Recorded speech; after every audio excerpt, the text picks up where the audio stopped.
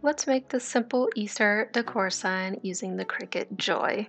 I started with this Dollar Tree wood board and I applied a layer of Mod Podge just so the vinyl will stick better.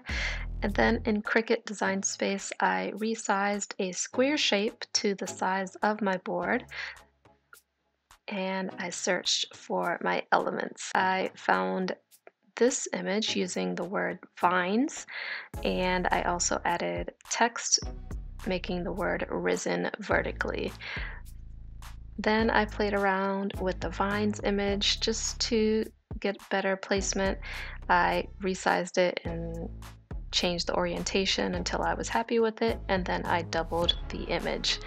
I cut the word risen out of purple glitter vinyl and then the vines out of black permanent vinyl. The vines I applied at an angle onto the board first, and I cut off any excess pieces that were on the sides.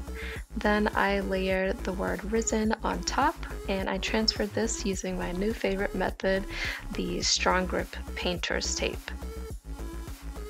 And here is this simple Easter sign that can be displayed on a shelf, hung on a wall, or added to a wreath like I did.